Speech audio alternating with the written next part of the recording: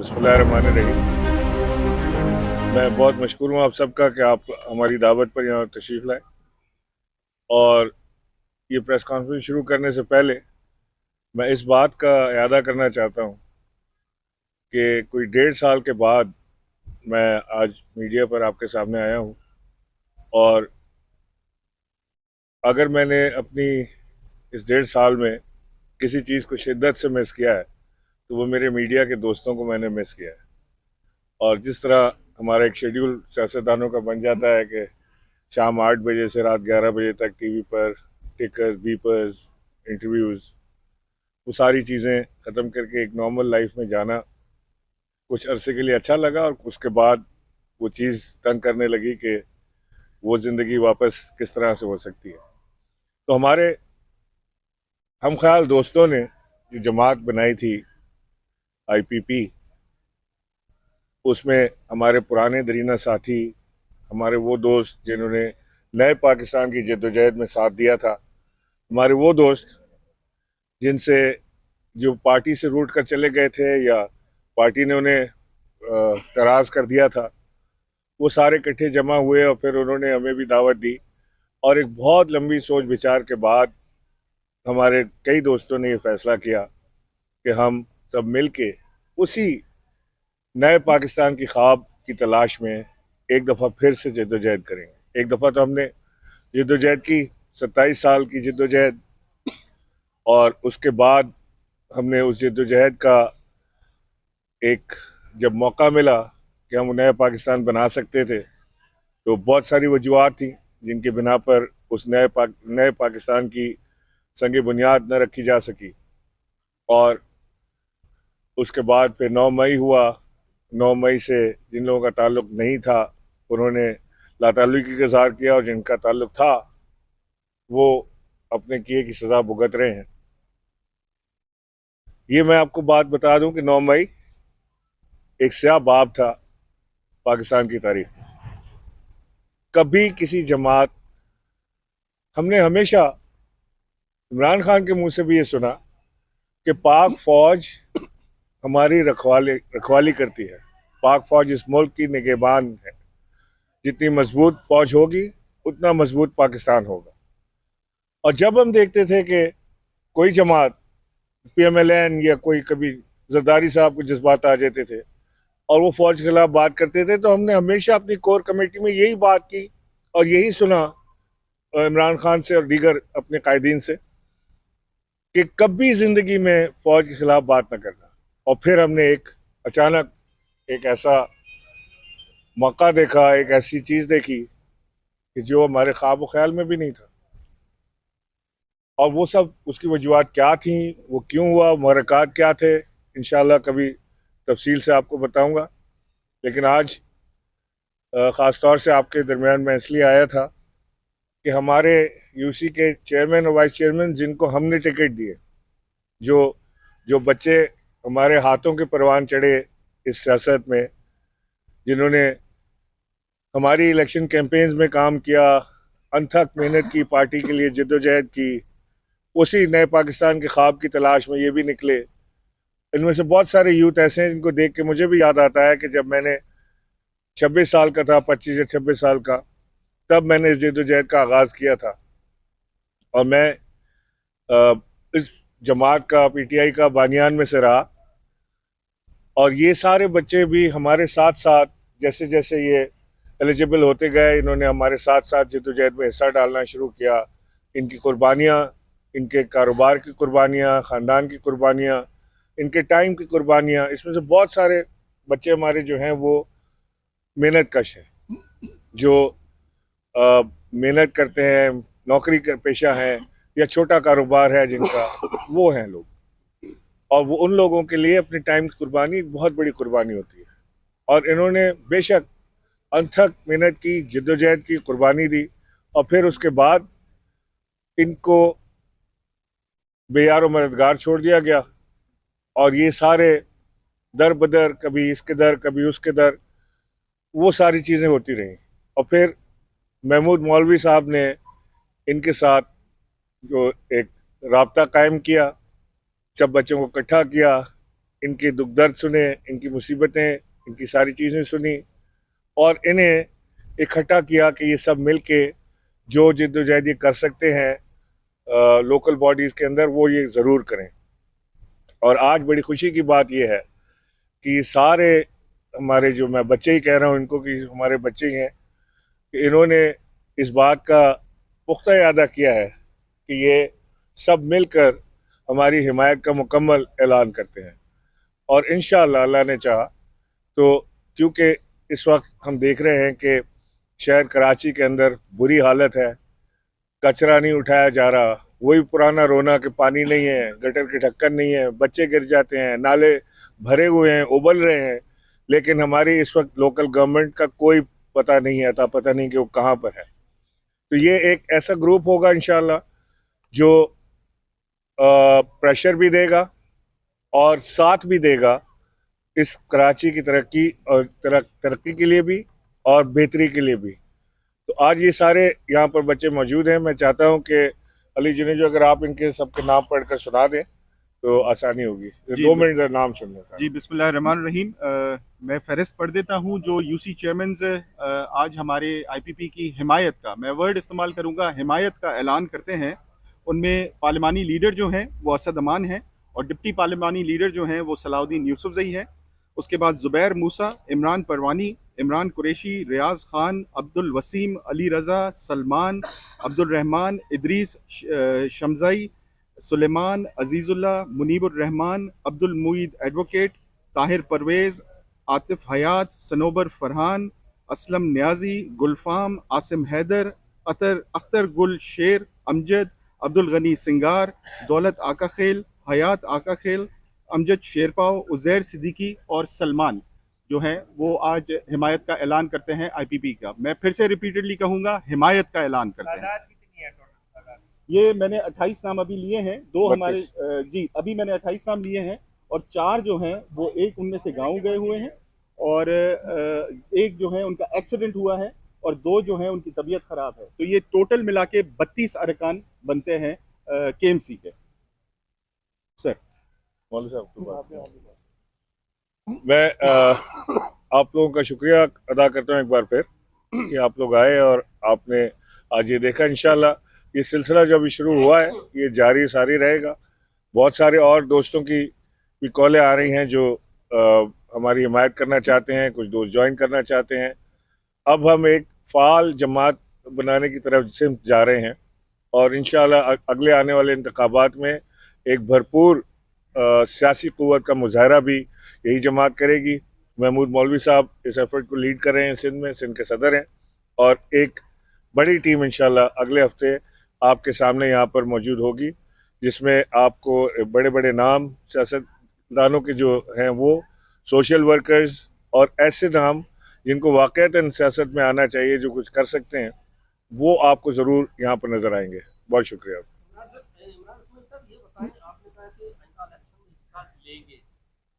कोई cabinet announce नहीं है सिंध की, जो मतलब अभी महमूद मौलवी साहब है या अली, कब तक वो अनाउंस कर? काबीना इंशाल्लाह एक हफ्ते में हम मुकम्मल कर लेंगे। आज से आप डेट मार्क कर लें, एक हफ्ते के अंदर हम दोबारा इसी जगह पर प्रेस कॉन्फ्रेंस करेंगे, अपनी काबीना को आपसे मिलवा देंगे। और इत्तेहाद का भी हमने किसी से नहीं सोचा, लेकिन मुमकिन है कि कोई किसी से इलाक़ या कोई बातचीत बने, लेकिन फ़िलहाल हम इंडिपेंडेंट हैसियत से, इंडिपेंडेंट से मतलब ये कि आईपीपी अपनी अपनी सियासी हैसियत के तौर से इलेक्शन लड़ेगी और इंशाल्लाह आपको एक भरपूर तरीके से यहाँ पे कराची में रिजल्ट भी हम देंगे, क्योंकि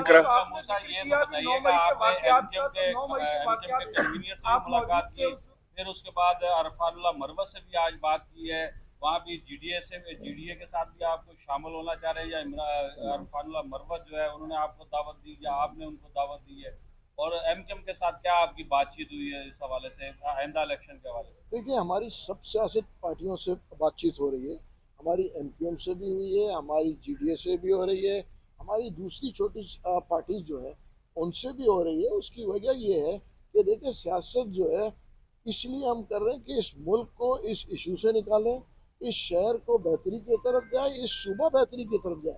हम अगर अपनी ज़ात के लिए अकेला बैठ के सियासत करेंगे तो ये सियासत नहीं होगी। सबको जैसे हम चाहते हैं कि ये सब मिल के साथ चले और जो है इस बहरान से, जो इकनॉमी बहरान है, इससे हम निकालें।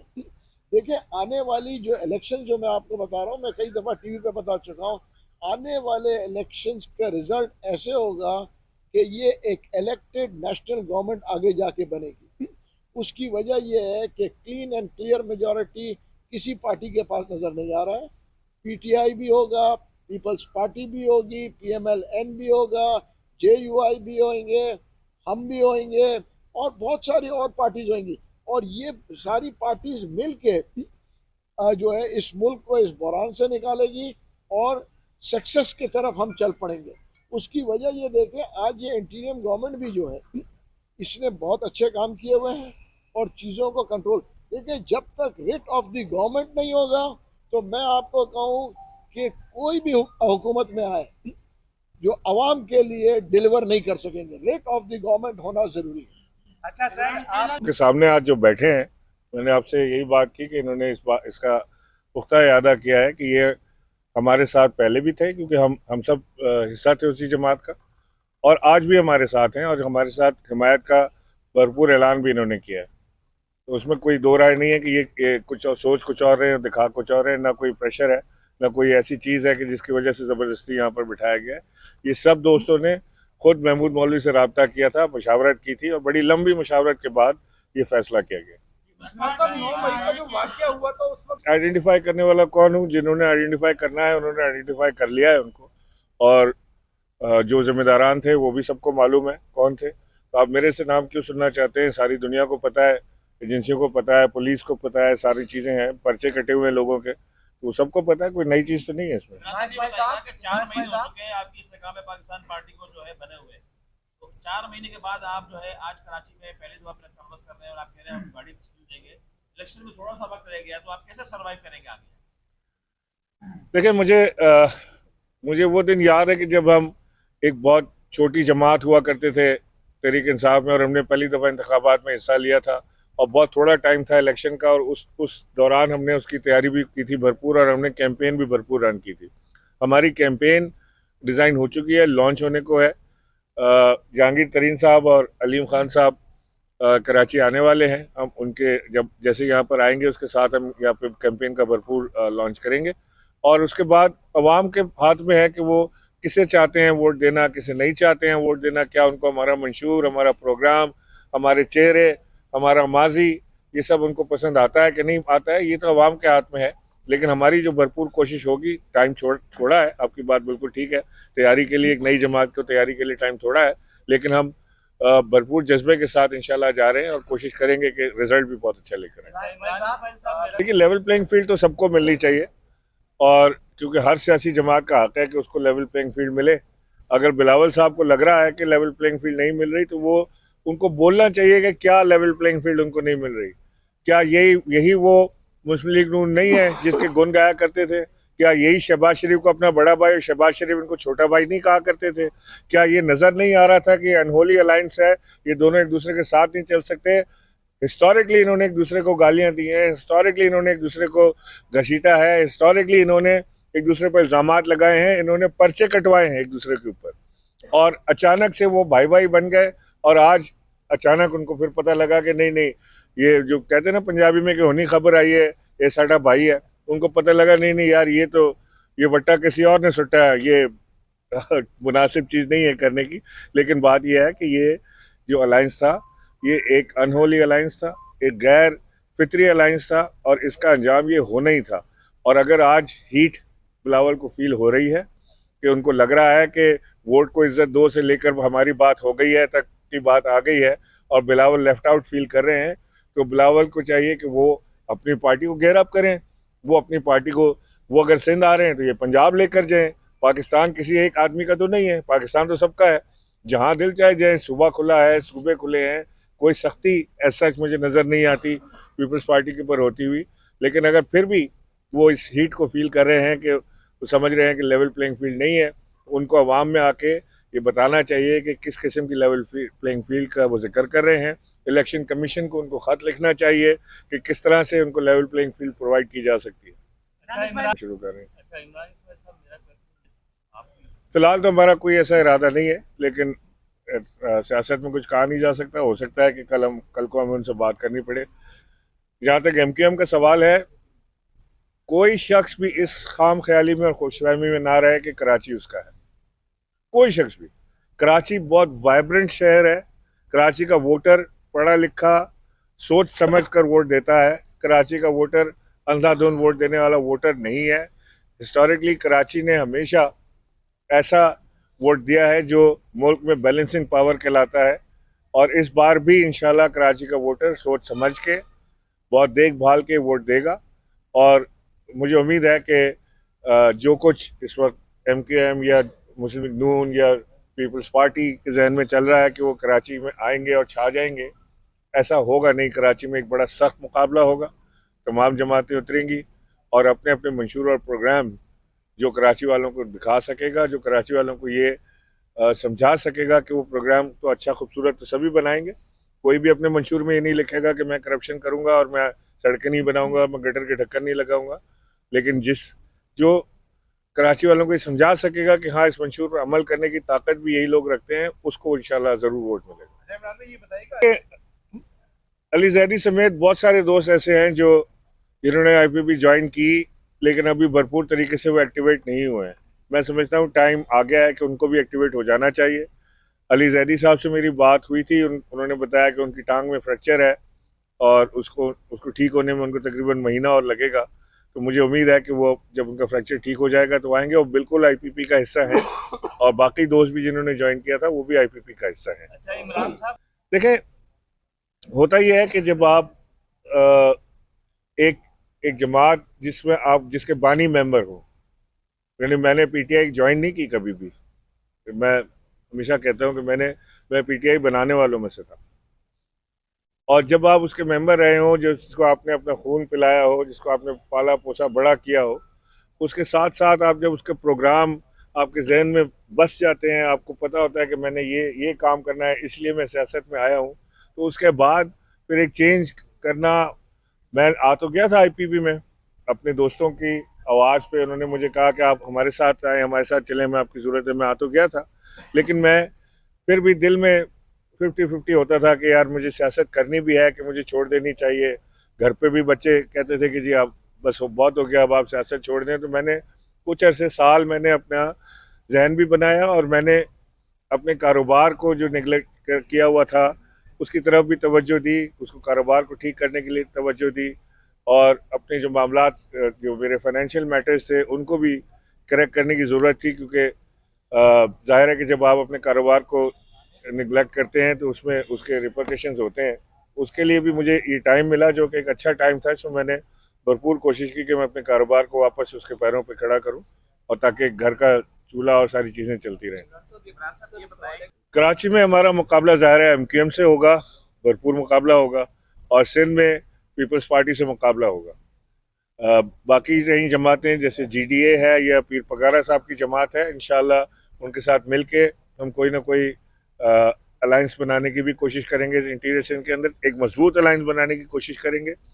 हमारी कोशिश है कि पीर पगाड़ा साहब उसकी लीड लें।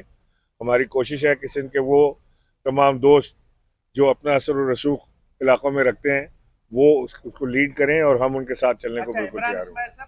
ये तो अगर ऐसा कोई अलायंस बना जिसमें IPP शामिल हुई और पीर पगाड़ा साहब ने उसको लीड किया, तो फिर तो बाकी सारे दोस्तों की मुशावरत से ही फैसला होगा कि वो किस तरफ उसको लेकर जाएंगे। ख्वाहिश मेरी ये होगी कि मुस्लिम लीग नून के अलावा हम बाकी तमाम जमातों के साथ जो सिंध से ताल्लुक़ रखते हैं। मुस्लिम लीग नून का सिंध में है क्या?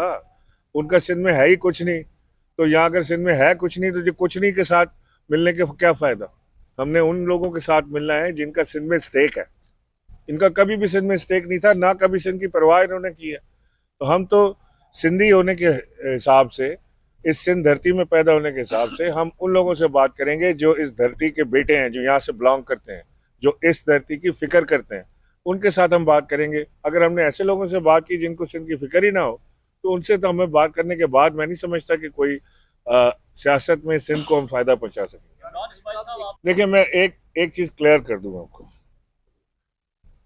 पॉपुलर होना एक अलग बात है, इसमें कोई शक नहीं कि इमरान खान आज बहुत पॉपुलर लीडर हैं पाकिस्तान के। उसमें कोई शक नहीं। लेकिन क्या पॉपुलैरिटी से आप इलेक्शन जीत सकते हैं?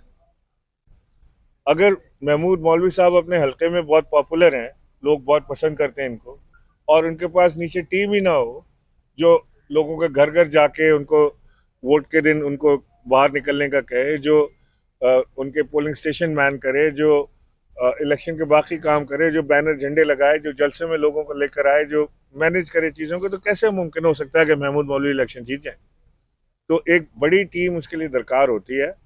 और मैं समझता हूँ कि इस वक्त पाकिस्तान में जो बड़ी टीम इस वक्त मौजूद है, वो सारी की सारी जो है वो इस वक्त आईपीपी की तरफ देख रही है। सिंध में, खासतौर से कराची की मैं आपसे बात कर सकता हूँ। ये बताइए, तलत भाई, आपने बड़ा टिपिकल सवाल किया है, जैसे आप हमेशा करते हैं। मैं नंबर तो आपको नहीं बता सकता, लेकिन ये आपको ज़रूर बता सकता हूँ कि एक जो हमारे दोस्त हैं कसीर तादाद में हमारे साथ राब्ते में हैं, क्योंकि हम बड़े अरसे साथ चले हैं, वो भी इस वक्त परेशानी में मुब्तला हैं कि क्या करें, आगे इलेक्शन आ रहे हैं और उन्हें किस तरफ जाना है। तो वो फैसला उनका है कि उन्होंने कब ये फैसला करना है, लेकिन टाइम अब उनके पास भी ज़्यादा नहीं है। तो जो कुछ होना है बहुत जल्द होना है, मंजर आम पर आ जाएगा, आपके सामने भी आ जाएगा। मैं नंबर आपको नहीं दे सकता कि कितने हैं, लेकिन एक बहुत बड़ी तादाद है दोस्तों की जो राब्ते में है। अच्छा इमरान, इसके मामले में क्या हिमायत होगी आने वाले मुस्तकबिल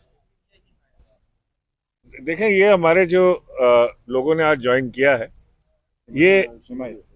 ये हिमायत जो किया है, ये इस हिमायत में कोई कंडीशन नहीं रखी गई कि ये हमारे लिए ये करेंगे और हम इनके लिए ये करेंगे। ये सारे लोग नज़रियाती लोग हैं जो एक नज़रिए के साथ खड़े थे, और वो नज़रिया मैंने आपसे कहा कि मरा नहीं है। वो नज़रिया नए पाकिस्तान का नज़रिया, वो एक बेहतर पाकिस्तान का नज़रिया, एक मजबूत पाकिस्तान का नज़रिया, एक ऐसे पाकिस्तान का नज़रिया जिसकी दुनिया में इज्जत हो, वो हमारे दिल में आज भी मौजूद है। और उसी नज़रिए के ऊपर हम इंशाल्लाह भरपूर काम करेंगे, मिलकर करेंगे, एक दूसरे के साथ खड़े होंगे, दामे दरमे सुखने हम साथ हैं। कोई प्रोफेशनल सिंगर नहीं हूँ, वो एक मैंने हादसाती तौर पे नगमा गा दिया था और वो बहुत ही हिट हुआ, वो सारा आप लोगों ने भी सुना सारा। इंशाल्लाह मौका मिलेगा तो आपको कभी सुनाऊंगा। इमरान साहब ये बता दें